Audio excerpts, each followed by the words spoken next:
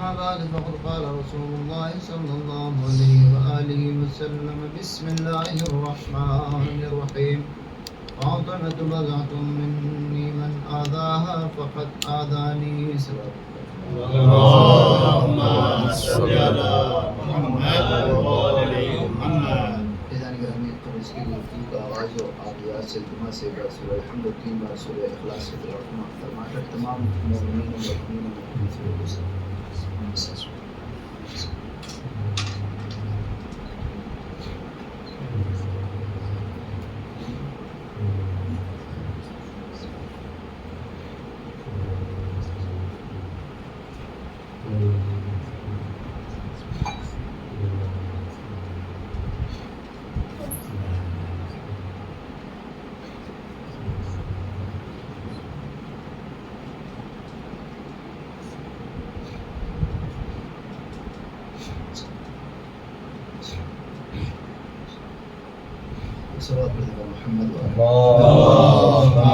صل على محمد وعلى محمد.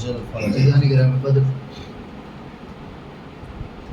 شہادت حضرت فاطمہ الزہرا سلام اللہ علیہا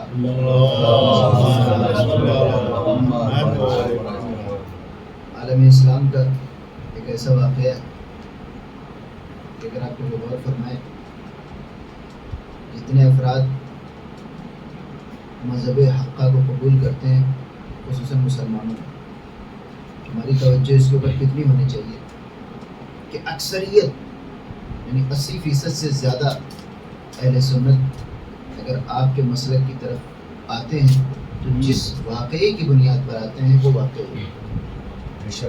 باقی دنیا کے دوسرے مذہب والوں کو آپ بلاتے ہوں گے دوسری باتوں پر، لیکن اگر خود مسلمانوں میں کوئی فرقہ آپ کی طرف آتا ہے تو اسی واقعے کی بنیاد پر. اب ظاہر ہے کہ اگر اتنا اہم واقعہ یہ ہے تو اس پر پردہ ڈالنے کی بھی بہت کوشش کی جاتی ہے. بعض اوقات لوگ کہتے ہیں کہ امام حسین کا اتنا تذکرہ کرتے ہو، امام حسن کا کبھی تذکرہ نہیں کرتے. اس کی وجہ یہی ہے کہ امام حسن کی شہادت پہ پردہ ڈالنے کی کوشش نہیں کی گئی. جس شہادت پر جس واقعے کو چھپانے کی کوشش کی جائے گی اس کو اتنا ہی بیان کرنے کی بھی کوشش کی جائے گی. خصوصاً ہندوستان میں مولا کائنات اور امام حسین ان دونوں معصومین کو جتنا پردے میں رکھنے کی کوشش کی گئی، جتنا ان کی فضیلت چھپانے کی کوشش کی، اتنا ہی زیادہ شیعوں نے اس کو بیان کرنا شروع کر دیا. وگرنہ ہمارے یہاں معصومین میں کوئی تفریق نہیں. ایک صلوات پڑھتے بار محمد وعلیہ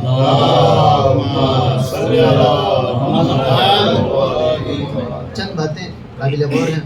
اصل چونکہ ایک نوٹس اور ہے، لہٰذا اصل فضائل پر جانے سے پہلے چونکہ آج کے زمانے میں اب وہ زمانہ نہیں رہ گیا کہ آپ کہیں مولانا صاحب سے پوچھ کے بتاؤں گا.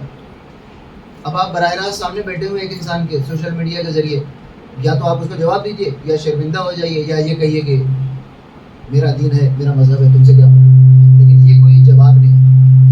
ایک صلوات پڑھتے بات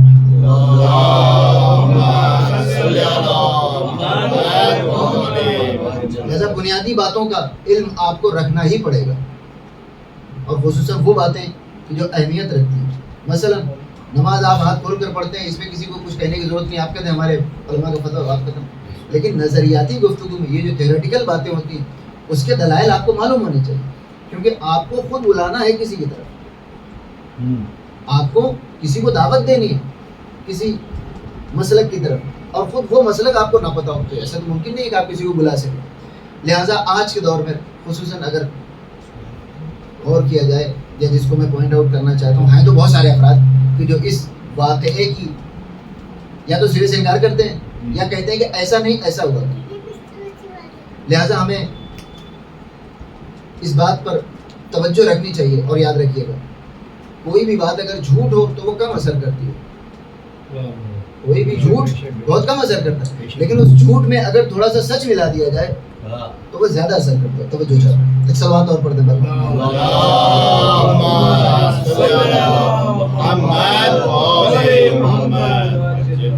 ایک اور سلوات ارشاد فرمائیں.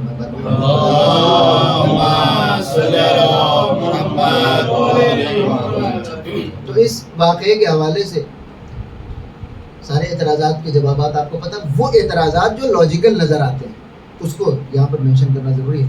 اس کے بعد پھر اصل فضائل پر اور ان لوگوں کا علمبردار آج کے زمانے میں ایک انسان ہے جس کو کہتے ہیں انجینئر محمد علی مرزا. اور فرما رہے ہیں کچھ سوالات مثلا ان کے جو بظاہر لاجیکل معلوم پڑتے ہیں. پہلا یہ، حالانکہ یہ سارے سوالات بہت پرانے ہیں لیکن وہ اتنے کانفیڈنس کے ساتھ پیش کرتے ہیں کہ ان کے سننے والوں کو لگتا ہے کہ پہلی بار ہے. اور ہماری یہ جو جدید جینزی ہے ان کے ساتھ مسئلہ یہ ہے کہ معلومات کا حد سے زیادہ ہجوم ہونا بھی انسان کے جاہل رہ جانے کا سبب بنتا ہے.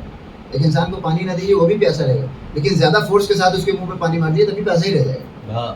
تو آج کے زمانے کے نوجوانوں کا مسئلہ یہی ہے کہ اتنی زیادہ معلومات ہو گئی ہیں انٹرنیٹ کے تھرو کہ اب وہ کنفیوز ہو گئے ہیں کہ کون سا سچ ہے کون سا غلط ہے. لہٰذا انجینئر محمد علی مرزا پہلا سوال یہ کرتے ہیں کیا ایسا ممکن ہے، توجہ سنیے گا، کہ آپ کے گھر میں اگر کوئی حملہ کرے، کوئی آپ کی زوجہ کے اوپر اور اٹیک کرے تو کیا آپ دفاع نہیں کریں گے؟ لہٰذا ایسا کیسے ہو سکتا ہے کہ مولا کائنات جنہوں نے 4 سال پہلے جنگ خیبر میں اس دروازے کو پڑھا جس کو 40 افراد کھولتے بند کرتے تھے، تو 4 سال کے بعد آخر مولا کائنات ایسا کیسے ہو سکتا ہے؟ یاد رکھیے گا سب سے پہلی چیز جواب دیتے وقت، یہ مجلس ممکن ہے کلاس کی طرح ہو جائے لیکن دھیان دیجیے، سب سے پہلی چیز ان کو کسی ایک بات پر روکنا ہوتا ہے. ان کی خصوصیت کیا پتہ ہے؟ آپ ان کو قرآن اور حدیث اور روایات دکھائیں تو یہ لاجیکل باتوں پہ جاتے ہیں، لاجیکل جواب دیں تو یہ کہتے ہیں روایت ضعیف. تو سب سے پہلے ایک سلسلہ بسلسلہ ایک ایک اسٹیپ بائی اسٹیپ ان کو جواب دیں. تو سب سے پہلے ان کی لاجیکل باتوں کی طرف آتے ہیں، اس کے بعد ہم دیکھیں گے روایت میں کیا کہتے ہیں. سب سے پہلے جو مولا کائنات کو آخر 4 سال کے اندر اتنی ناطاقت اور جوانی کا عالم تھا. مولا کائنات 23 برس کے تھے اور 11 برس، یہ کتنے سالوں کے 34، یہ بالکل انسان کی جوانی کا عالم ہوتا ہے. لہٰذا ممکن ہے کہ مولا کائنات اپنے گھر میں بیٹھے رہے اور اتنا بڑا واقعہ ہو جائے. اب اس کو کچھ شیعوں نے بھی اڈاپٹ کر لیا. وہی ہے جب آپ کا علم گوگل والا رہے گا تو مسئلہ پیدا ہو جائے گا. ایک اپنے ذہن میں رکھیے. دوسری چیز کہ اس زمانے میں دروازہ نہیں ہوتا تھا. دروازہ ہوگا تو جلایا جائے گا، جب دروازہ ہی نہیں ہے تو پھر جلایا کیسے جائے گا؟ توجہ چاہیے جائے گا. اب اس کے بعد کہتے ہیں کہ روایت ہے سلیم بن قیس ہلالی، یہ وہ ساری باتیں ہیں کہ جس پر عام طور پر انسان کنفیوز ہو جاتا ہے کہ یار صحیح تو بول رہے ہیں کہ سلیم بن قیس ہلالی کی روایت 35 ہجری کی ہے اور یہ واقعہ ہے 11 ہجری کا. لہٰذا یہ روایت میں کتنا فرق پڑتا ہے؟ تقریباً 25 سال. تو یہ 25 سالوں کے فاصلے کے بعد ہماری مشہور ترین کتابوں میں تو یہ واقعہ نظر نہیں آتا. شیعہ تمام کتابوں میں بخاری مسلم میں سب کچھ تو دکھا دیتے ہیں، یہ کیوں نہیں دکھاتے آپ؟ لہٰذا اب ہم آتے ہیں ایک ایک کر کے لاجیکل باتوں پہ. سب سے پہلے کہ مولا کائنات دروازے پہ کیوں نہیں ہے، اور فرمائیے اس کے لیے آپ کو واقعاً اہل بیت کی مظلومیت کا ایک بہت بڑا گوشہ ہے کہ مولا کائنات دروازے پہ کیوں نہیں آئے. بعض افراد کہتے ہیں کیا مولا کائنات پر ذوالفقار نہیں تھی؟ بالکل موجود تھی، لیکن در حقیقت اصل نقطہ جب آپ فراموش کر دیتے ہیں. یہ لوگ جناب سیدہ کے دروازے پہ کیوں جمع ہوئے تھے؟ جناب سیدہ کو شہید کرنے کے لیے نہیں، مولا کائنات کو شہید کرنے کے لیے جمع ہوئے. 2.5 مہینے پہلے کسی انسانی کہہ لیجیے سمجھنے کے لیے، کسی انسان کی خلافت کا اعلان کیا پیغمبر اسلام نے 2.5 مہینے پہلے کہ میرے بعد یہ خلیفہ ہے.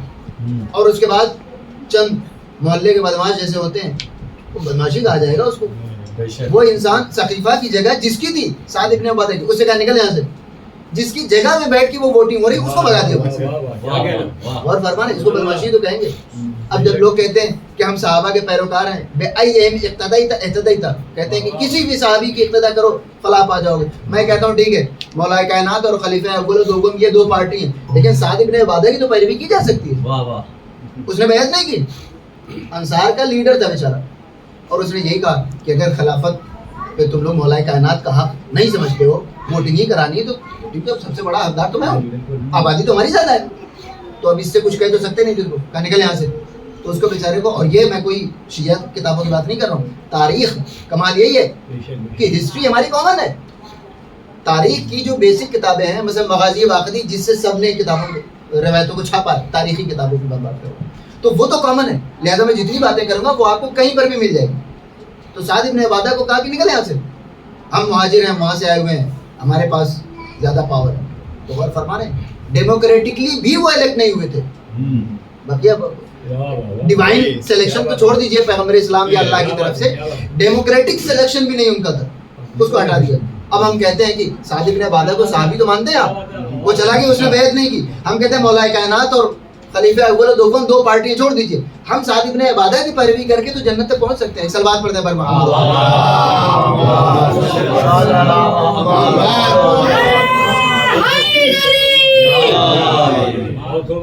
تو میں عرض کر رہا تھا کہ 2.5 مہینے پہلے کسی ایک انسان کو پیغمبر اسلام نے فرمایا کہ یہ میرے بعد میرا جانشین ہے، اور ایک گروپ اٹھا جس نے کہا تلوار نکال، کون کہتا ہے کہ رسول اللہ مر گئے؟ اب اگر کسی نے کہا تو اس کی خیریت نہیں، اور فرمانے بہت بڑے مسئلے ہیں، اور ایسا نہیں ہے کہ لوگوں کو نہیں پتا ہے۔ ایک مسئلہ یہ ہے جس کی بنیاد پر روایتوں ملتا ہے کہ 70,000 علماء کو قتل کیا، اور شیعہ علماء کی بات نہیں ہے، اوور آل پڑھے لکھے لوگ۔ کیوں؟ یہ جو آج شیعہ سنی کا مسئلہ پیدا ہو رہا ہے صرف اور صرف علماء کی وجہ سے، جنہوں نے لکھ دیا، اور میں اس پر بھی آؤں گا کہ علماء کو آخر کیا پڑھی تھی کہ انہوں نے ایسا لکھ دیا کہ انہوں نے قتل نہیں کیا۔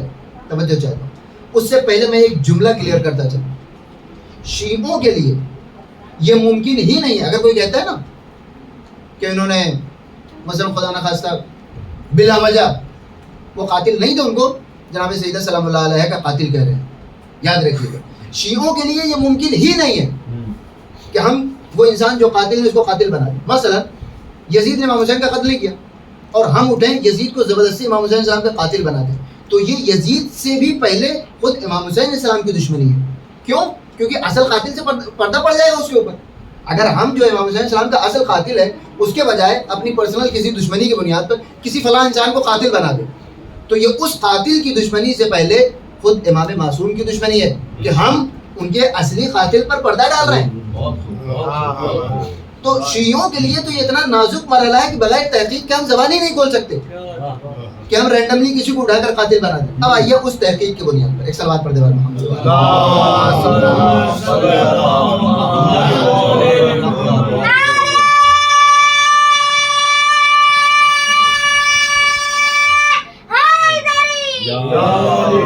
تو ہمارے لیے یہ ممکن ہی نہیں ہے کہ ہم ایک دن اٹھیں اور کہیں کہ فلاں انسان قاتل ہے جناب سیدہ سلام اللہ علیہ، نہیں، ہم کہہ بھی نہیں سکتے، ہم زبان بھی نہیں کھول سکتے بغیر تحقیق کے۔ لہٰذا اگر ہم کسی کو قاتل کہہ رہے ہیں تو ہمیں اطمینان اور یقین ہے کہ وہ قاتل ہے۔ اب اس کے بعد یہ مرحلہ ہوتا ہے، ہنگامہ ہو جاتا ہے، پیغمبر اسلام کا جنازہ گھر میں پڑا ہوا ہے، اور لوگ ایک انسان کو کہتے ہیں کہ آج سے یہ خلیفہ ہے، اور اس کے بعد مولا کائنات اس بیعت میں شریک نہیں ہوتے، اور ایک حکومت فارم کر دی جاتی ہے۔ اب بتائیے اس حکومت کو سب سے بڑا خطرہ کس سے ہے؟ اسی انسان سے، اس کے علاوہ تو کوئی نہیں ہے، جس کو 1.25 لاکھ کے مجمع میں پیغمبر اسلام نے کہا تھا کہ یہ میرا خلیفہ ہے۔ اور فرمانا ہے اب اس نیولی فارمڈ حکومت کو کس سے خطرہ ہے سب سے زیادہ؟ اسی انسان سے۔ تو اب اگر دروازے پہ حملہ ہو رہا ہے تو جناب سیدہ سلام اللہ علیہ کو شہید کرنے کے لیے نہیں، بلکہ اپنی راہ میں موجود اکلوتی مشکل کو اپنے راستے سے ہٹانے کے لیے۔ اور یہ چیز اگر 1400 سال کے بعد ہم سمجھتے ہیں تو اس زمانے میں جناب سیدہ سلام اللہ علیہ بھی سمجھتے ہیں کہ نشانہ ہم نہیں ہیں، علی۔ اب یہ کہ جناب سیدہ سلام اللہ علیہ دروازے پہ کیوں آئے اور مولا کائنات کیوں نہیں آئے، اس کی وجہ ایک چھوٹی سی مثال دے دوں، ہر انسان کے لیے سمجھنا 2 منٹ میں آسان ہو جائے گا۔ فرض کیجئے آپ کے محلے کی کسی بیٹی کی شادی ہوتی ہے کسی دور دراز علاقے میں، اور وہ اپنے شوہر کے ساتھ اپنے گھر میں موجود ہے، اپنے مائکے میں، دھیان سے سنیے گا، ٹھیک ہے؟ اس کے شوہر کا محلے کے کسی انسان سے جھگڑا ہو جاتا ہے، اور 10-12 افراد ہاتھوں میں ہتھیار لے کر دروازے پہ آتے ہیں کہ دروازہ کھولو، کیونکہ مولا کائنات کو باقاعدہ دھمکی دی گئی کہ اگر آپ نے بیعت نہیں کی تو ہم نعوذ باللہ چوری کا الزام لگا کر آپ کے ہاتھ کاٹ دیں۔ اگر اس گھر سے ابو الحسن کو نہیں نکالا گیا تو ہم اس پورے گھر کو آگ لگا دیں۔ حوالہ میں بعد میں عرض کروں، فی الحال اس مثال پر آئیے کہ وہ لڑکی اور اس کا شوہر گھر کے اندر موجود ہے، اور دروازے پر ایک ہجوم آئے کہ جس کی نیت بالکل صاف ہے کہ اسے کوئی کسی قسم کا رحم نہیں کرنا ہے بلکہ جان سے مارنا ہے۔ اب آپ بتائیے دروازے پہ شوہر آئے گا یا وہ لڑکی آئے گی؟ جس محلے میں جس مائکے میں اس کا گھر ہے، ان ہجوم والوں کو سمجھانے کے لیے شوہر کو وہ آنے دے گی یا خود آئے گی؟ وہ لڑکی خود آئے گی. کیوں؟ کیونکہ اس کا اپنا محلہ ہے, اس کا اپنا علاقہ ہے, سارے لوگ اسے پہچانتے ہیں اور اسے اس ہجوم کی نیت بھی معلوم ہے. تو لہٰذا یہ کہنا کہ مولا کائنات کیوں نہیں آئے, ایک جملہ اور سن لیجیے کہ اس وقت مولا کائنات کے ساتھ گھر میں زبیر ابن عوام بھی موجود تھے. جب یہ ہجوم آیا تو زبیر اٹھے, سگی پھوپھی کے لڑکے تھے مولا کائنات, اور الٹیمیٹلی پیغمبر اسلام کی بھی, دونوں کی سگی پھوپھی کے لڑکے تھے زبیر ابن عوام. کہا کہ میں جا کر دیکھتا ہوں, آپ رہنے دیجیے. اس وقت مولا کائنات نے فرمایا کہ پھر تمہارا جانا بھی خطرے سے خالی نہیں.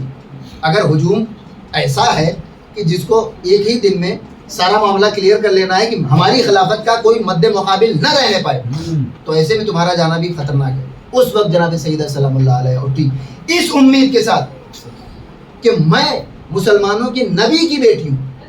یہ ہجوم چاہے جتنا بھی اپنے دل میں نفرت لے کر آیا ہو, چاہے جتنا غصہ لے کر آیا ہو, چاہے جتنا قتل کرنے کا ارادہ لے کر آیا ہو, لیکن اپنے نبی کی بیٹی کو دیکھ کر اپنا ارادہ بدل دیں گے. عزیزان گرامی, اگر اس کے باوجود جناب سیدہ سلام اللہ علیہ کے دروازے پر حملہ ہو جاتا ہے تو مجھے کہنے دیجئے کہ مسلمان نہ صرف یہ کہ قول نبی کو بھول چکے تھے, مسلمان نہ صرف یہ کہ اپنے اسلام سے برگشتہ ہو چکے تھے, مسلمان اس حد تک گر چکے تھے کہ وہ جناب سیدہ جنہوں نے ان کے اوپر بھروسہ کر کے خود کو آگے کیا تھا, اس شہزادی کے اوپر بھی انہوں نے حملہ کر دیا. صرف پیغمبر اسلام کے ساتھ انہوں نے دھوکہ نہیں کیا, جناب سیدہ سلام اللہ علیہ کے اعتماد کو بھی ٹھیس پہنچائی. دروازے پہ کون آتا ہے جسے یقین ہو کہ کچھ نہیں ہوگا, اور اس وقت گھر پر حملہ ہوتا ہے. عزیزان گرامی, تو یہ کہنا کہ مولا کائنات دروازے پہ کیوں نہیں, یہ سوائے بیوقوفی اور کچھ نہیں ہے. یعنی اگر 2 منٹ کو انسان ٹھنڈے دماغ سے سوچ لے تو اسے بخوبی پورا سیناریو سمجھ میں آ جائے گا کہ جناب سیدہ سلام اللہ علیہ دروازے پہ کیوں آئی. اور اس کے بعد بھی اگر حملہ ہوتا ہے تو یقین جانیے کہ مولا کائنات کو قتل کرنے کے ارادے سے آنے والا ایک انسان اس سے کہیں زیادہ بڑے مجرم یہ لوگ ہیں. اور فرمانے صرف مولا کائنات کو قتل کر دینے والا ممکن ہے, اگر جناب سیدہ کو دیکھتا تو اپنا ارادہ بدل دیتا, لیکن یہ لوگ اپنی خواہشات نفس میں اتنا ڈوب چکے تھے کہ دروازے پر آئے اور جناب سیدہ سلام اللہ علیہ نے ایک جملہ کہا. یہ جملہ بھی اس بات کی علامت ہے کہ جناب سیدہ دروازے پہ کیوں آئی. آپ نے فرمایا جیسی آواز آئی کہ ابو الحسن کو باہر نکالو, یہ سب کچھ آپ کو کتاب نہیں کرے ورنہ ہم اس گھر میں آگ لگا دیں. آپ نے آواز پہچان لی اس انسان کی, اور آپ نے ایک جملہ اور کہا کیا تم اس گھر میں آگ لگا دو گے جس میں حسن اور حسین رہتے ہیں. یہ جملہ اس بات کی علامت ہے کہ میں تمہیں اچھی طرح سے پہچانتی ہوں کہ تم مجھے پہچانتے ہو اور حسن اور حسین کی عصمت کو پہچانتے ہو. یہ جملہ کیوں کہا شہزادی نے؟ صرف ان کے گناہ کو اور مستحکم کرنے کو. کہتے ہیں جناب یعقوب کو معلوم تھا کہ یہ لڑکے کیا کرنے والے ہیں یوسف کے ساتھ, اس کے باوجود کیا کہا, میں ڈرتا ہوں ان یاکلہ الذئب, کہ کہیں اسے بھیڑیا نہ کھا جائے, تم اسے چھوڑ دو کہیں اسے بھیڑیا نہ کھا جائے. اب لوگ کہتے ہیں کہ یہ تو ایک طرح سے ان کو راستہ دکھانا ہوگا, اگر ان کو نہیں بھی معلوم رہا ہو تو انہوں نے آپ نے ان کو راستہ بتا دیا. کہا نہیں, یہ راستہ نہیں بتا رہے تھے. در حقیقت اگر جناب یعقوب نہ کہتے اور اس کے بغیر, ان کے کہے بغیر انہوں نے بھیڑیے کو دیا ہوتا تو گناہ چھوٹا ہوتا, لیکن جب منع کر دیا کہ کہیں بھیڑیے کے سامنے اس کو نہ ڈال دینا, اب اگر یہ کہتے ہیں اور اب اگر یہ وہی کام کرتے ہیں کہ جس سے جناب یعقوب نے منع کیا تھا, تو اب ان کا گناہ ڈبل ہو چکا ہے. تو اب شہزادی سلام اللہ علیہ نے صرف یہ نہیں کہا کہ کیا گھر میں آگ لگا, کہا نہیں, اس گھر میں آگ لگا دو گے جس میں حسن و حسین رہتے ہیں. اب دروازے میں آگ لگانے والا صرف علی اور فاطمہ کا دشمن نہیں ہے, وہ حسن و حسین کا دشمن. ایک سلوات پڑھ دے بار محمد والے.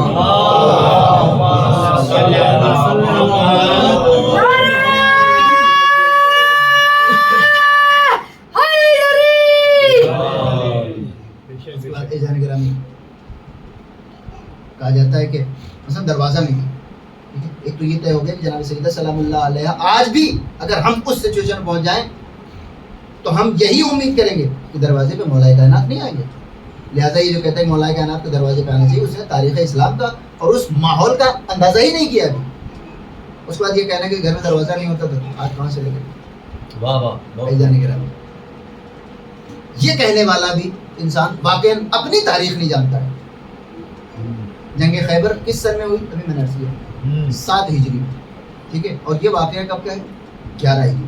اور کمال ہے کہ جنگ خیبر کو پوری تفصیل کے ساتھ ہر مورخ نے لکھا ہے, جتنے بھی مسلمان 1500 مسلمان گئے, اور اس کے بعد حضرت علی کرم اللہ وجہہ نے اپنے ایک ہاتھ پہ باب خیبر کو اٹھا لیا، وہ دروازہ کہ جس کو 40 افراد کھولتے اور بند کرتے تھے۔ میں کہتا ہوں قتل جناب سیدہ پر پردہ ڈالنے کے لیے بہانہ بناتے وقت یہ تو غور کر لیا کرو کہ کہیں تم اپنی ناک تو نہیں کٹا رہے ہو۔ آپ کہتے ہیں دروازہ نہیں ہوتا تھا، اور کمال کی اس کی دلیل کیا ہے کہ ایک ام المومنین تھی، انجینئر مرزا کی ام المومنین تھی، انہوں نے صبح اٹھ کر دیکھا تو پلنگ کے نیچے کتا لیٹا ہوا تھا۔ اب آپ بتائیے اگر دروازہ ہوتا تو گھر میں کتا آ سکتا تھا؟ یہ دلیل ہے، یہ لیول ہے انٹلیکچوئلس کا۔ یعنی آپ کے گھر میں اگر خدا نخواستہ کتا کبھی ہو تو آپ یہ بلیو کر لیجیے کہ آپ کا دروازہ غائب ہے۔ یہ کوئی بات ہوئی؟ دروازہ کھلا بھی ہو سکتا ہے، یا ہو سکتا ہے ان کا ہی دروازہ نہ رہا ہو، اس کا مطلب یہ نہیں کہ کہیں بھی دروازہ نہیں ہوگا۔ اور فرمان ہے تو اب یہ کہتے ہیں کہ دروازہ نہیں تھا، لیکن یہی مسلمان کہتا ہے کہ سن 7 ہجری میں 4 سال پہلے ایسا دروازہ یہودیوں کے پاس تھا کہ جس کو 40 افراد کھولتے اور بند کرتے ہوئے۔ میں کہتا ہوں قتل زہرا پر پردہ ڈالتے ڈالتے تم نے مسلمانوں کو بالکل ہی ایکسپوز کر دیا کہ مسلمان اتنے گئے گزرے تھے کہ 4 سال پہلے یہودیوں کے پاس 40 افراد کے کھولنے اور بند کرنے کا دروازہ تھا۔ 4 سال کے بعد مسلمانوں کے پاس اپنا گھر محفوظ کرنے کے لیے بھی دروازہ تھا۔ ایک سوال پڑھنے پر محمد والے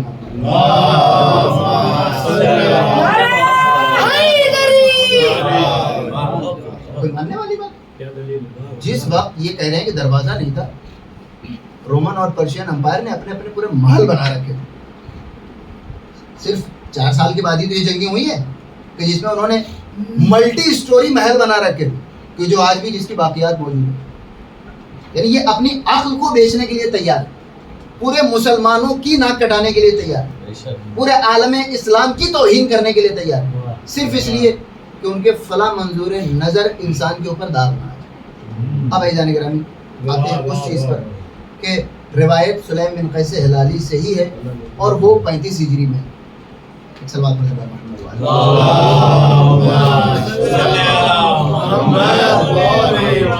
اب ذرا توجہ سے سنیے گا، چونکہ اس طرح کی مجلسیں سال کے واقعہ ایام میں نہیں ہوتی ہیں اور اس طرح کے سوالات سال بھر ہوتے ہیں، ٹھیک ہے؟ لہٰذا آپ کو ذرا تحمل اور توجہ سے سنیے۔ ایک صلوات اور پڑھ دے پر محمد۔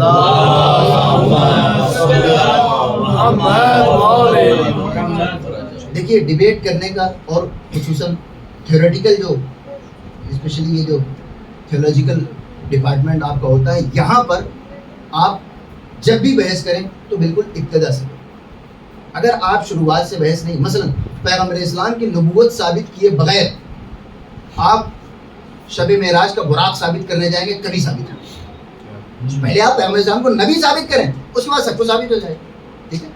اسی طریقے سے اللہ کی کا وجود اور اللہ کی عدالت ثابت کیے بغیر آپ جنت اور جہنم کی نعمتیں سمجھانے لگیں گے، کبھی ثابت نہیں ہو پائے گا۔ پہلے آپ اللہ کا وجود تو ثابت کریں، اس کے بعد بقیہ چیزیں۔ اسی طریقے سے مثلا ہمارے استاد کہتے تھے کہ بعض افراد آتے ہیں کہتے ہیں امام زمانہ کا وجود سمجھا دیجیے، تو وہ کہتے تھے کہ جب 12ویں امام کو 11ویں امام کے کہنے کی وجہ سے مانا ہے تو بغیر 11ویں کو سمجھے آپ 12واں کیسے سمجھ سکتے ہیں؟ لہٰذا یہ چیز چلتے چلتے الٹیمیٹلی مولا کائنات کی امامت پر آتی ہے، تو وہ امام ہیں یا نہیں ہے؟ اگر نہیں ہے بات ختم، اور اگر ہیں تو پھر اپنے بعد جس کو بھی وہ نائب بنائیں گے آپ کو ماننا پڑے گا۔ تو طریقہ بحث کا یہ ہے مذہبی بحثوں کا کہ آپ سلسلے وار طریقے سے چلیں۔ تمہارے استاد کہتے تھے کہ مجھ سے جو بار بار آ کر یہ پوچھتے ہیں، میں کہتا ہوں کہ بھائی تم 11 کو مان لو، 12واں ہم تمہیں معاف کر دیں گے۔ کیوں؟ کیونکہ براہ راست ہم 12ویں امام پہ کتنی بھی دلیل دیں آپ اس کو رد کر دیں گے، نہیں مانتے، نہیں سمجھنا۔ لیکن جب آپ پہلے امام سے گزرتے ہوئے جائیں گے کہ اپنے ان کے امام کے پہلے والے امام معصوم نے اپنا جانشین مقرر کیا، تو کوئی مسئلہ ہی نہیں ہوتا۔ تو یہاں پر بھی روایتوں میں بھی سب سے پہلی بات یہ، آپ روایت کیوں ثابت کرنے لگے؟ آپ یہ کہیے کہ ہم روایت کی وجہ سے مان ہی نہیں رہے، یعنی ہم اگر شہزادی سلام اللہ علیہ کی شہادت کا غم مناتے ہیں اور قاتل کے اوپر لعنت بھیجتے ہیں تو سلیم بن قیس ہلالی کی وجہ سے نہیں، بلکہ امام جعفر صادق علیہ الصلوۃ والسلام کی۔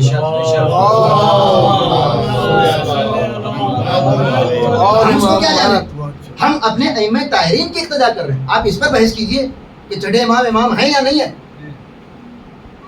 اور ہم یہ جو آپ سلیم بن قیس ہلالی کو آپ پیش کرتے ہیں وہ ہمارے لیے، ہم اس کی وجہ سے بھی ہم نہیں مان رہے ہیں۔ ہاں ابھی میں اس پر آتا ہوں کہ اس کا بھی جواب ہے ہمارے پاس، لیکن فی الحال جو بیسک ہمارا پرنسپل ہے شہزادی سلام اللہ علیہ کی شہادت، اس کی تفصیلات اور ان کا قاتل، یہ سب ہمارے ائمہ طاہرین کی حدیثوں کی بنیاد پر ہے۔ لہذا آپ پہلے ائمہ طاہرین کی امامت پر بحث کریں، اور جیسے ہی ثابت ہو جائے کہ امام ہے پھر آپ کو ہر اس شخص پر لعنت کرنی پڑے گی جو امام علیہ السلام کی جدہ کا قاتل ہے۔ ایک صلوات بے شک بے شک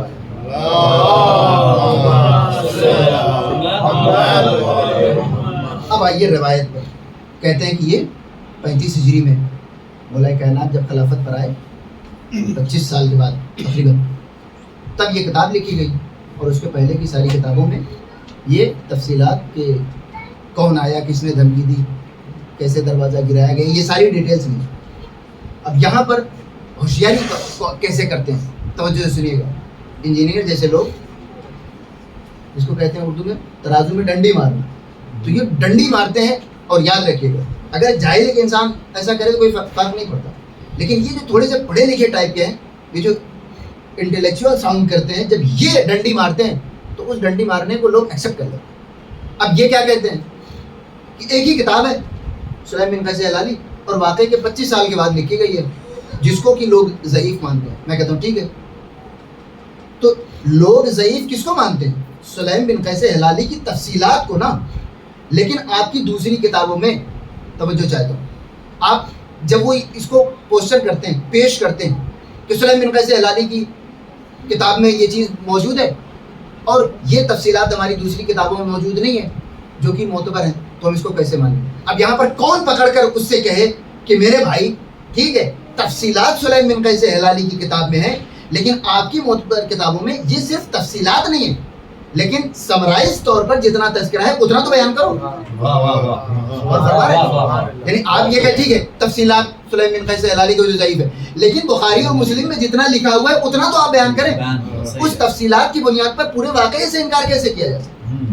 اب وہ جو واقعے ساری کتابوں میں درج ہے میں وہ عرض کروں، اور کیوں درج ہے وہ بھی میں عرض کروں۔ اعزان گرامی، سب سے پہلی بات کہ سلیم بن قیس ہلالی جیسے لوگ مولا کائنات کے پہلے روایت کیوں نہیں کر پائے؟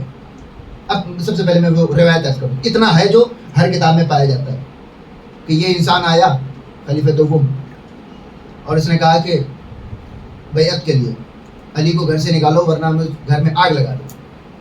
اگلے دن پھر آیا، شہزادی نے آواز پہچان لی، آپ نے فرمایا کیا تم اس گھر میں آگ لگا دو؟ شاید شہزادی اس کے جرم کو اور پختہ کرنا چاہے کہ کیا تم اس گھر میں آگ لگا دو گے جس میں حسن حسین موجود ہیں؟ اس نے کہا ہاں میں اس گھر میں بھی آگ لگا دوں۔ روایت تمام۔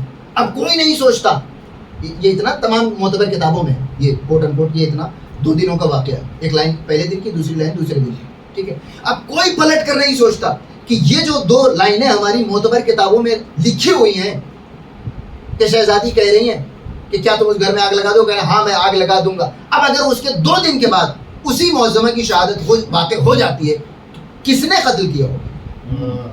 اور فرمائے مسلمان ذرا سا بھی دماغ نہیں لگاتا کہ یہ 2 لائنیں تو ہیں نا ہمارے پاس ساری کتابوں میں، اور اس دھمکی کے بعد اگر اسی 2 دن کے بعد اسی معظمہ کی شہادت ہو جاتی ہے کہ جو ہمارے نبی کی بیٹی بھی ہے، تو پہلا شک کس پر جانا چاہیے؟ یہاں یہ دماغ نہیں لگاتے۔ یہ پارلیمنٹ میں کھڑے ہو کر پوری دنیا کو حیران کر دینے کی صلاحیت رکھتے ہیں، یہ UN کے جنرل اسمبلی میں جا کر اپنا پوائنٹ آف ویو مکمل طریقے سے سمجھانے کی صلاحیت رکھتے ہیں، لیکن جب قتل سیدہ سلام اللہ علیہ کا مرحلہ آتا ہے تو یہ بالکل بیوقوف بن جاتے ہیں، ان کی عقل کام کرنا بند کر دیتی ہے کہ 2 دن پہلے تو اس نے دھمکی دی ہے، اور اس کے بعد عزیزان گرامی میں عرض کر رہا تھا کہ 35 ہجری سے پہلے کسی نے لکھنے کی ہمت کیوں نہیں کی، یہ سنیے۔ اس کی وجہ یہ ہے کہ آج کا زمانہ ڈیموکریسی کا زمانہ ہے نا،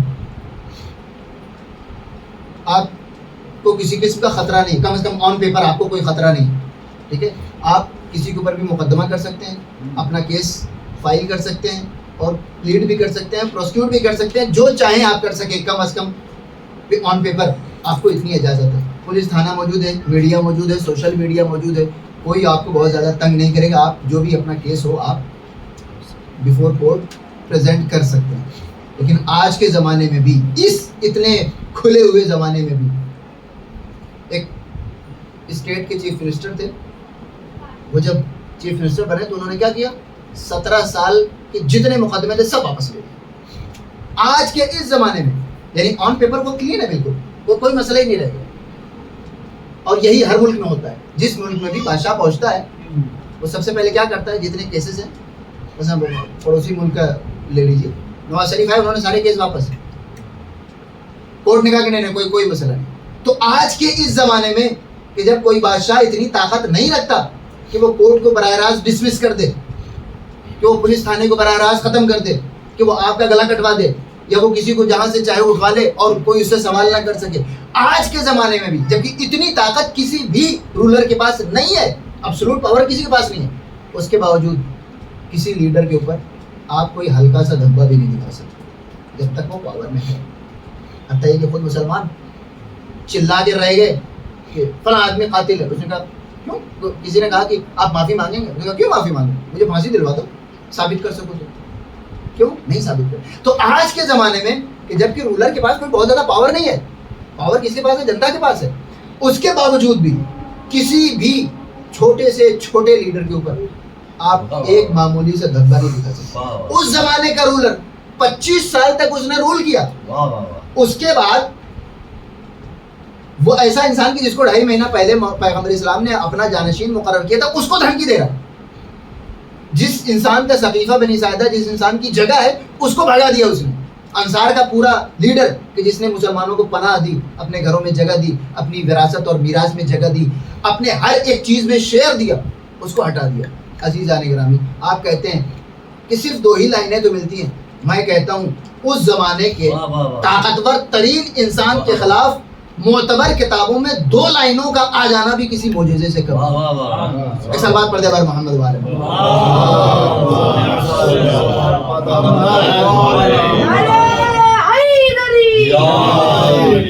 मैं तो अपने अहले सुन्नत दोस्तों के तुम ये 2 लाइनें बता दिया करो, फिर छोड़ दो, पब्लिक को फैसला करने दो, जिसको जो समझ में आएगा अपना फैसला करेगा।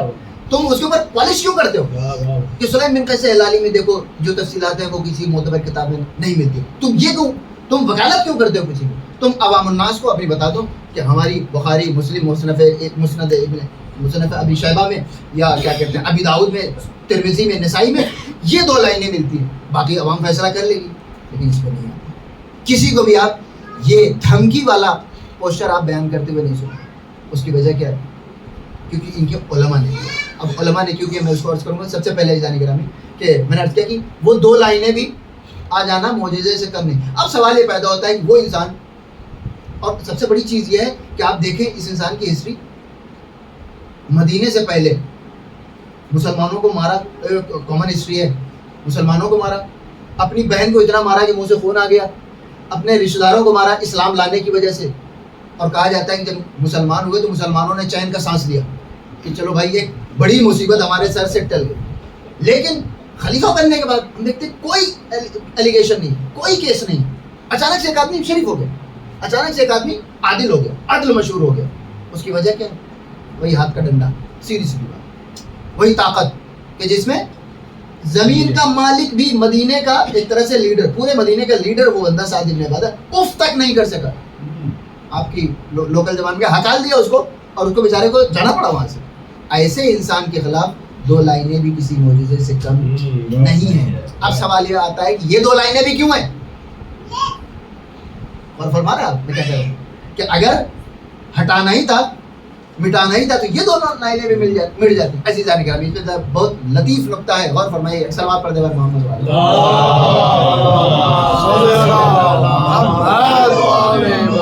मुसलमानों ने जैसे बाज़ लोगों की फजीलत बयान करने के चक्कर में कभी तो उस बंदे को ही डुबा दिया, या खुद पैगंबर इस्लाम की तौहीन कर डाली।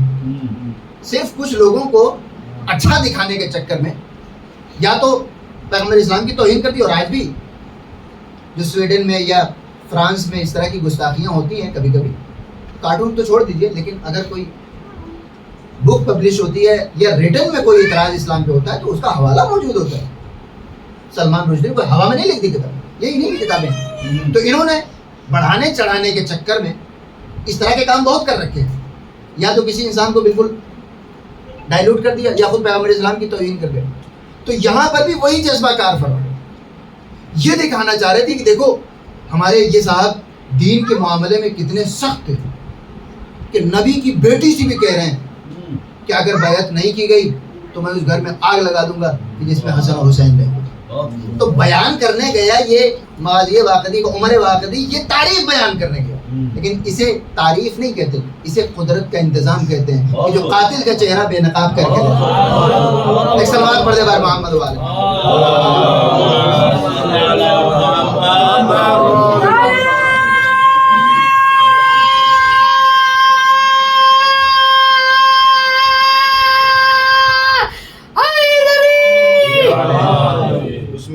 بیت پر میں تو کہتا ہوں مسلمانوں کے لیے ایک مسئلہ بنا رکھا ہے آپ نے قاتل جناب زہرا سلام اللہ علیہ کو پہچاننا۔ میں کہتا ہوں کسی نان مسلم کے سامنے یہ 2 لائنیں رکھ دو، 2 منٹ میں آپ کو بتا دے گا کہ قاتل کون ہے۔ اور ایزان گرامی بس ایک آخری بات اور اس کے بعد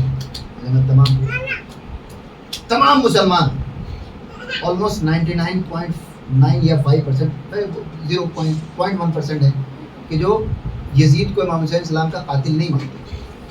باقی آپ کسی بھی مسلمان سے پوچھیے تو یزید کو قاتل ہی مانتا ہے اور لعنت بھی کرتا ہے، اس کو برا بھی سمجھتا ہے۔ اکا دکا ذاکر نائک ٹائپ کے افراد ہیں، ان کو چھوڑو۔ اب ان سے ایک سوال پوچھیے، اس کو ٹرائی کر لیجیے۔ ہمارے اہل سنت دوستوں سے بات ہوتی ہے تو کہتے ہیں کہ ابھی چھوڑو، جو ہونا تو ہو گیا۔ یہی کہو نا، جو ہونا تو ہو گیا۔ اپنے آپ کو بہت زیادہ لاجیکل کیوں بنا کر پیش کرتے ہو؟ اپنے آپ کو حق پرست کیوں بیان کرتے ہو؟ ہاں یہ کہو کہ جو ہونا تو ہو گیا، ٹھیک ہے، ہم اپنی جگہ تو اپنی جگہ، لیکن جب تم دلیل دو گے کہ ایسا کیسے ہو سکتا ہے تو ہمیں بتانا پڑے گا کہ ایسا ایسے ہو سکتا ہے۔ ورنہ ایک کامن سینس والے انسان کو بھی آپ تاریخ اسلام کا یہ جو پورا سیناریو آپ اس کو پیش کر دیے، وہ آپ کو 5 منٹ میں قاتل کا نام بتا دیں۔ تو میں عرض کر رہا تھا کہ مسلمان یزید کو امام حسین السلام کا قاتل بیان کرتے ہیں، ٹھیک ہے، اور ہر مسلمان وہ جو ایک بہت چھوٹی سی مائنورٹی ہے اس کو چھوڑ دیجیے، فی الحال باقی جتنے بھی لوگ ہیں ان سے کبھی آپ پوچھیے کہ تمہیں کیسے پتا کہ یزید نے امام حسین السلام کو پڑھا؟ آج کا زمانہ تو تھا نہیں کہ فون پہ آرڈر دے دیا۔ ہو سکتا ہے یزید کو معلوم ہی نہ رہا ہو کہ کربلا میں کیا چل رہا ہے، آلموسٹ 2000 کلومیٹر ہوتا ہے۔ ہو سکتا ہے یزید آرڈر دے کے پچھتا رہا ہو سکتا ہے یزید اپنے ارادے سے پھر گیا ہو، اس کا ارادہ پہنچتے پہنچتے 3 مہینے لگیں گے کم از کم اس زمانے میں۔ تو تمہیں کیسے پتا کہ امام حسین السلام کو یزید نے قتل کیا اور اس کے اوپر تم لعنت ملامت کرتے ہو؟ تو مسلمان کیا جواب دیں گے کہ ٹھیک ہے، ہو سکتا ہے یزید نے قتل نہ کیا ہو، لیکن ہم اس کو قاتل مانتے ہیں اس بنیاد پر کہ ہو سکتا ہے قتل کے وقت اسے نہ معلوم رہا ہو، لیکن شہادت کے بعد تو اسے معلوم ہو گیا۔ اس نے امام حسین السلام کے قتل کے جرم میں، نواسۂ نبی کی شہادت کے جرم میں کسی معمولی سے مچھر یا مکھی کو بھی سزا نہیں دی۔ یہی اکلوتی دلیل ہے لوگوں کے پاس، تمام مسلمانوں پر، کہ ہم یزید کو امام حسین علیہ السلام کا قاتل اس لیے مانتے ہیں کہ وہ خلیفہ وقت تھا اور اس کو ساری روایتیں معلوم ہو گئی، سارا واقعہ معلوم ہو گیا، ساری ڈیٹیل اسے معلوم ہو گئی، اس کے بعد بھی اس نے کسی معمولی سے انسان کو بھی قتل حسین کے جرم میں سزا نہیں دی، لہٰذا وہ قتل حسین میں شامل ہے۔ میں کہتا ہوں مسلمانوں، جو قاعدہ شہادت امام حسین السلام کے لیے تم نے اپنایا، کاش یہی قاعدہ تم شہادت جناب سیدہ سلام کہ ہم مانتے ہیں قتل نہیں کیا ہوگا، لیکن اسی مدینے میں یہ انسان حاکم بن کے موجود تھا اور بنت پیغمبر کی شہادت کے جرم میں اس نے کسی مچھر یا مکھی کو بھی سزا نہیں دی، اس لیے یہ قتل جناب سیدہ میں شامل ہے۔ ایک سلوات پڑھ دے بار محمد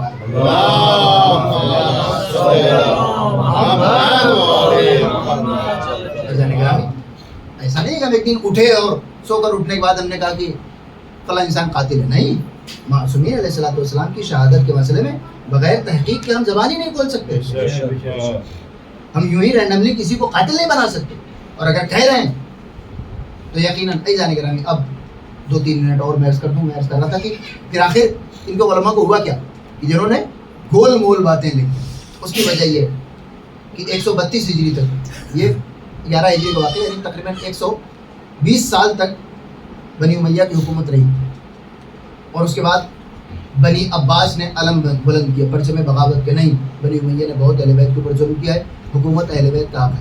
آج ہمیں بنی امیہ اور بنی عباس لگتا ہے کہ کوئی دور دراز کے لوگ رہیں گے، لیکن اس زمانے میں بنی عباس بالکل بنی ہاشم تھے، یعنی ان سے زیادہ پیور لینیج کسی کا نہیں تھا۔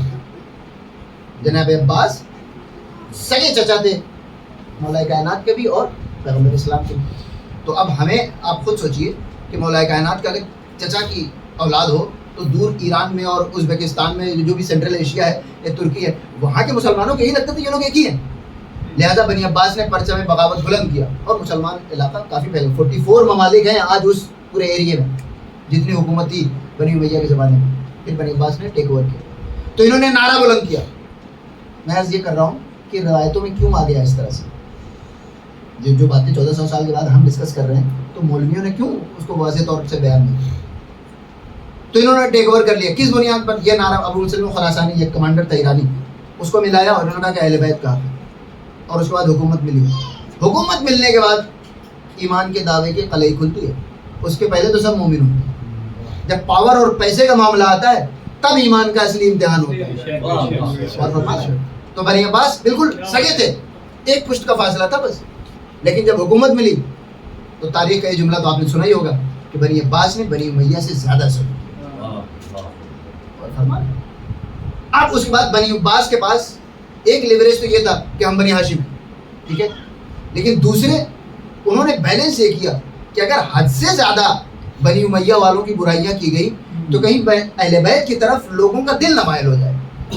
جتنے بھی اہل سنت کے بڑے بڑے علماء ہیں وہ بنی امیہ کے زمانے کے نہیں ہیں, بنی عباس کے زمانے کے. بنی عباس نے حکومت ایک تو لے لی, اب اس حکومت کو دینا نہیں چاہتے. اب اگر دینا نہیں چاہتے تو فضیلت کے طور پر اگر اہل بیت کی شان میں ہر سب کچھ بیان ہوتا رہے گا تو بہت جلد ایک اور بغاوت برپا ہو جائے گی. دھیان سے سنیے اس بات کو. جس طریقے سے بنی عباس کامیاب ہو گئے اہل بیت کا نام لے کر, کل کو کوئی اور بھی تو کامیاب ہو سکتا ہے اہل بیت کا نام لے کر. لہٰذا انہوں نے ایک چیز اور اس پہ غور فرمائیے گا. جناب ابو طالب کے ایمان کا شبہ آپ نے ہزاروں بار سنا ہوگا کہ جناب ابو طالب مومن ہے. بنی امیہ کے زمانے کا یہ نہیں ہے, یہ اعتراض بنی عباس کے زمانے کا.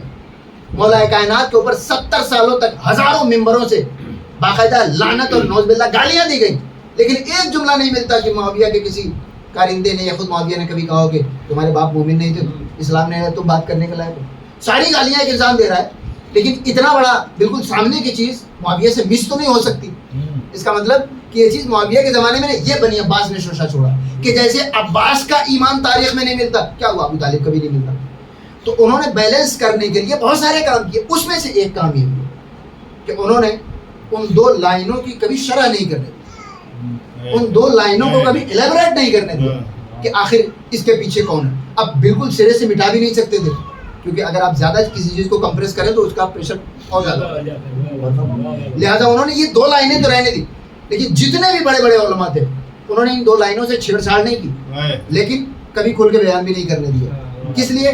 تاکہ جیسے ہم طاقت پر آئے ہیں کہیں اہل بیت کی طرف لوگوں کے دل مائل ہو جائیں اور کل کو کوئی ہمیں ہٹا کر خود تخت پر نہ بیٹھے. لیکن اس جانے کرا میں نے ابھی عرض کیا کہ قدرت کا انتظام ہے, وہ قدرت کہ جس نے 11 ہجری کے مورخ سے 2 لائنیں لکھوا دی, وہی قدرت آج کے زمانے میں بھی قاتلین زہرا کا نام لوگوں کے سامنے کھلم کھلا بیان کرنے والے کی ہمت بھی لوگوں کے اندر رکھی. ہاں ہم یہ کہتے ہیں, بعض اوقات جو لوگ کہتے ہیں کبھی کہیں کہ شیعہ حضرات تو ہمارے مثلا بزرگان کی دشمنی میں, نہیں بھائی, بزرگان کی دشمنی میں اتنا بڑا کام تو ہم نہیں کر سکتے. یعنی بزرگان کی دشمنی میں, کسی کے بزرگ کی دشمنی میں ہم معصومین کے قاتل پہ پردہ تو نہیں ڈال سکتے کہ تم کہو کہ انہوں نے ہمارے فلاں صاحب کی دشمنی. نہیں, کوئی دشمنی نہیں, بلکہ ہم تو تمہیں دعوت دیتے ہیں. یقین جانیے ہمارا تو پالا پڑتا رہتا ہے. یہ اپنے عوام کو بیسک باتیں نہیں بتاتے. آپ چاہیں تو امتحان کر لیجیے, ان کے دلوں میں نفرت تو بھر دیتے ہیں. یہ جس چیز کا رونا روتے ہیں کہ دوسری قومیں ہمارے ساتھ کر رہی ہیں, اپنے اندر یہ خود وہی کام کر رہے ہوتے ہیں. جس کو آپ فیک نیوز کہتے ہیں, جس کو آپ پروپیگنڈا کہتے ہیں, جس کا رونا آپ رو رہے ہوتے ہیں بطور مسلمان, انٹرنلی آپ خود وہی کر رہے ہوتے ہیں بطور مسلمان. اور وہ کیا ہے کہ اپنی عوام کو کبھی بھی حقیقت سے آگاہ نہیں کرتے. ورنہ اگر خود عوام کو یہ معلوم ہو جائے کہ جناب سیدہ سے حتیٰ یہ تک نہیں معلوم کہ جناب سیدہ سلام اللہ علیہ کی شہادت 18 سال کی عمر میں, اگر ایک فطری موت کی عمر ہوتی تو ہمیں قاتل کو تلاش کرنے کی اتنی ضرورت نہیں تھی. لیکن نبی کی بیٹی 18 سال کی عمر میں اسی مدینے میں دھمکی دیے جانے کے 2 دن کے بعد شہید ہو جاتی ہے, اور آپ کو قاتل کا نام معلوم کرنے کا شوق نہیں ہوتا. یہ کس قسم کا عشق رسول ہے؟ یعنی یہ عشق رسول نہیں ہے, بغض علی و فاطمہ. میں نے تمام کی یہ بغض نہ ہوتا. اور بادشاہوں نے ساری تاریخیں کہتے ہیں کہ تاریخ کی کتابیں ہمیشہ بادشاہوں کی دیکھ ریکھ میں لکھی ہے, لہذا ممکن ہی نہیں ہے کہ کوئی بادشاہ اپنا اثر تاریخ کی کتابوں پر نہ ڈالے. اور ہزارہ میں کربلا بس چند فقرے مصائب کو سن لیجیے کہ ہمارے رونے کے لیے اتنا ہی کافی ہے کہ وہ شہزادی کہ جب ہمیں کوئی مشکل پیش آتی ہے زندگی میں ہم سیدھے شہزادی کے دروازے پہ اپنا ہاتھ پھیلا دیتے ہیں. اس بارگاہ میں بزنس کا نقصان ہو گیا، شہزادی کرم فرمائیے گا. کسی عزیز کی طبیعت ناساز ہے، شہزادی شفا عطا فرمائیے گا. کوئی سفر پہ گیا ہے، شہزادی سلامت رکھیے گا. لیکن اسی شہزادی کو 18 برس کی عمر میں اپنے بابا کے انتقال کے صرف 2.5 مہینے کے عرصے میں ایک وصیت کرنی پڑی. اے ابو الحسن غسلنی وکفنی ودفنی فی اللیل. اے علی مجھے رات کی تنہائی میں غسل دینا، مجھے رات کے اندھیرے میں غسل دینا اور رات کے اندھیرے میں ہی مجھے دفن کر دینا. میں نہیں چاہتی کہ کچھ افراد میرے جنازے میں آئیں کہ جنہوں نے میری زندگی میں مجھے اذیت پہنچائی ہے. اجرکم علی اللہ جزاکم ربکم خیر الجزاء. 2 مہینے کے عرصے میں شہزادی سلام اللہ علیہ مرثیہ پڑھنے لگی. صبت علیہ مصائب لو انہا صبت علی الایام سرنا لیالیا. اے بابا آپ کے بعد میرے اوپر اتنے مصائب پڑے ہیں کہ اگر روز روشن میں پڑھتے تو شب تاریخ میں تبدیل ہو جاتے. اجرکم علی اللہ جزاکم ربکم خیر الجزاء. بس ایک فقرہ مصائب کا اور زحمت تمام عزادارو. کبھی آپ نے غور فرمایا کہ شہزادی سلام اللہ علیہ نے جو وصیت فرمائی ہے ایک طولانی وصیت ہے، اس کا ایک حصہ ہے کہ اے ابو الحسن مجھے رات میں غسل دینا، رات میں کفن دینا اور رات میں دفن کرنا. تدفین کی وصیت رات میں کریں تو یہ عقل کو سمجھ میں آ سکتی ہے کہ شہزادی سلام اللہ علیہ نہیں چاہتی تھی کہ ان کے قاتل ان کے جنازے میں شامل ہو، لہٰذا آپ نے وصیت کر دی کہ مجھے رات میں دفن کرنا. غسل و کفن تو یوں بھی گھر کی 4 دیواری کے اندر ہوتا ہے، اس میں رات کی شرط لگانے کی کیا ضرورت تھی. اجرکم علی اللہ عزادارو اس راز سے پردہ کبھی نہ اٹھتا اگر سلمان کی وہ روایت نہ ہوتی. سلمان کہتے ہیں کہ مولا شہزادی سلام اللہ علیہ کو غسل و کفن دے رہے تھے، ہم لوگ دروازے پہ کھڑے تھے کہ غسل و کفن سے فارغ ہوں گے، اس کے بعد ہم تدفین کرنے کے لیے لے جائیں گے. اچانک میں نے کیا دیکھا کہ گھر کے اندر سے ابو الحسن کے چیخ کر رونے کی آواز آئی. جب مولا باہر آئے میں نے کہا مولا آپ نے انہی ہاتھوں سے در خیبر کو اکھاڑا، آپ نے انہی ہاتھوں سے ہر مارکے کو فتح کیا، آپ کے ان ہاتھوں نے اسلام کو ہر محاذ پہ کامیابی عطا کی، لیکن آپ کو کبھی ہم نے تڑپ کر روتے ہوئے نہیں دیکھا. آج آپ کی نگاہوں نے کیا دیکھ لیا کہ آپ جیسا بہادر انسان چیخ مار کر رو پڑا. جناب سلمان کہتے ہیں کہ ابو الحسن نے میرے مولا نے میرے آقا نے مجھے اپنے کلیجے سے لگا لیا اور روتے روتے ایک جملہ کہا، اے سلمان مجھے نہیں پتا تھا کہ فاطمہ اتنی صابرہ ہے. ارے اپنا شکستہ پہلو لیے ہوئے گھر کے سارے کام کرتی رہی، کبھی شکایت نہ کی کہ اے علی میرا پہلو شکستہ ہے. اجرکم علی اللہ جزاکم ربکم خیر الجزاء. اسی راز کو راز رکھنے کے لیے شہزادی نے وصیت کی تھی، اے ابو الحسن مجھے رات میں غسل و کفن دینا. اے ابو الحسن یہ تکلیف میں نہیں چاہتی کہ تمہاری نظروں میں بھی آ جائے کہ جب فاطمہ کو رسول اللہ نے میرے حوالے کیا تھا تو رسول اللہ کی امانت میں کوئی کمی نہیں تھی، لیکن اب جب میں یہ امانت واپس کر رہا ہوں تو یہ امانت اتنی سالم نہیں ہے کہ جتنی سالم رسول اللہ نے مجھے دی تھی. اجرکم علی اللہ. شہزادی نے اپنی طرف سے وصیت تو کر دی لیکن یہ ممکن نہ تھا کہ وہ علی جو رات کی تاریکی میں غریبوں کی مدد کرے، وہ علی جو رات کی تاریکی میں بھوکوں کو کھانا کھلائے، وہ شہزادی سلام اللہ علیہ کی تکلیف سے ناواقف رہ جائے. ایسا ممکن نہ تھا. علی کو یہ تکلیف معلوم ہوئی، علی روئے، خوب روئے، اور آخری وہ جملہ عزادارو جب لحد کے حوالے کر رہے تھے تو مولا نے ایک جملہ کہا، یا رسول اللہ علی کو معاف کر دیجئے گا، یہ امانت جب آپ نے دی تھی تو امانت سالم تھی، اب جب علی اس امانت کو واپس کر رہا ہے تو زہرا کے پہلو شکستہ ہے، رخسار پہ تماچوں